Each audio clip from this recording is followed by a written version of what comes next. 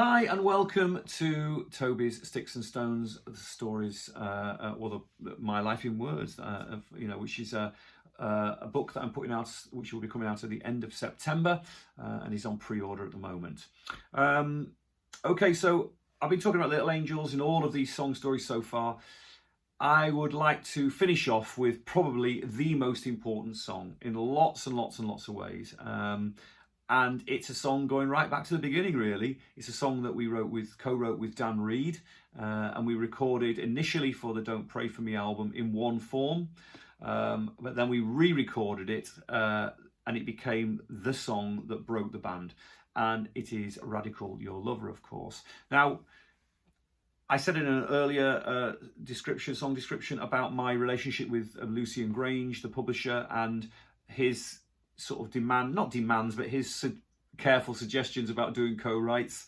And he was absolutely right, and he asked us who would we like to co-write with, and I put down a great list of people. And one of those people we put on that list was Dan Reed, because the Dan Reed's first album, which I absolutely love, it's my favourite, just called The Network, Dan Reed, The Network album, which was produced by Bruce Fairbairn and engineered and mixed by Mike Fraser, still stands as one of the greatest rock albums I think ever made. It's a wonderful, eclectic, deeply resonant, emotional album that was somewhere between Bon Jovi and Prince. I remember when I heard it, it's one of those albums that stopped me in my tracks, and I can remember thinking to myself, how am I ever going to make a record as good as that? And I don't think I ever have or ever will. I think there's some magic on that record, more so than any of the other albums the band made, I think. I mean, I know a lot of people like the Slam album, but I much prefer the first record, personally. There are some incredible songs on that record. I think Dan's an immense talent. So we were really keen to work with Dan, and we were very lucky to do so. And we got an afternoon with him in a studio, a really horrible studio, actually, as I remember, upstairs in some weird rehearsal room. And we had an afternoon with Dan. He turned up with his 12-string acoustic guitar, and we sat around for a couple of hours drinking coffee and talking about music. And he came with three song titles, all of which we ended up writing a song about. One was Promises, which he brought in, and then we very quickly wrote a song around. He came up with the initial acoustic riff, and then we wrote the song around that. When I Get Out of Here, which is another co-write with him, and crucially, Radical Your Lover. Now, he only had the title, Radical Your Lover, and he said, I don't know how to sing this, I've got no idea what we can do with this, but I just really like the title. So I thought, oh, that's great. So we kind of messed around with a principle of the song, but weirdly, that one was the most had the least evolution. It was, the other two were very intact. By the time we left that room, my memory of it was that we were still kind of fumbling for an idea for Radical Your Lover. And I think that's a lot of the reason why we didn't develop it enough for it to become a significant song on the album the first time we recorded it. But anyway, long story short, we were failing, really, is the truth be known. The first album hadn't done what Polydor wanted to do. Kicking Up Dust had not been a successful single for us.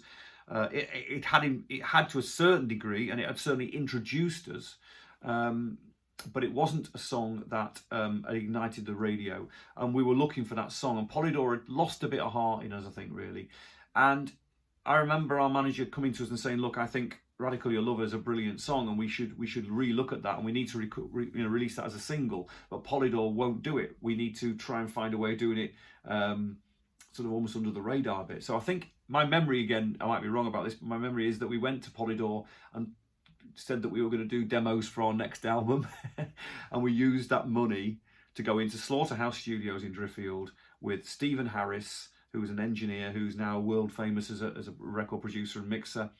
And we worked on, I think we only had 24 hours, and we worked on that song. We totally rearranged it, and this is when Jim Dickinson came into his own. It's absolutely brilliant.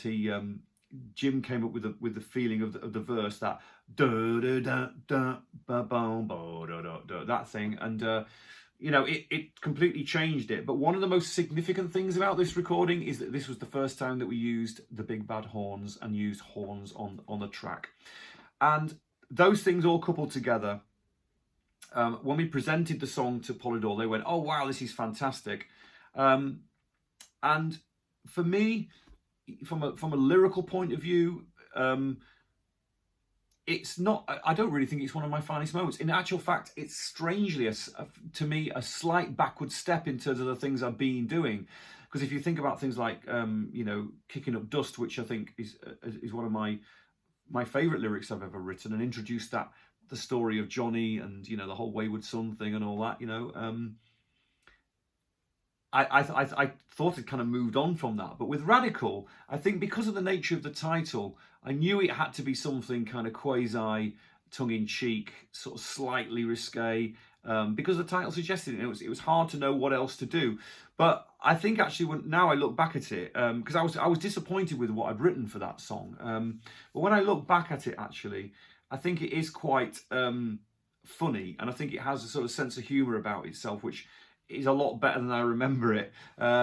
But of course, it did the trick, and I think sometimes you have to be simple, and you don't have to be complex. You don't need to go looking for that kind of like deep intellectual sort of reasons why. It just seemed to work. So yeah, maybe not my finest moments as a lyricist, but certainly one of the finest moments for the band. And that song went on, of course, to be. It took us from playing in front of 100 people to playing in front of 600, 700 people, and gave us that platform and that launch pad to then go on to make, the Young Gods album, which of course was, cemented that whole thing for us.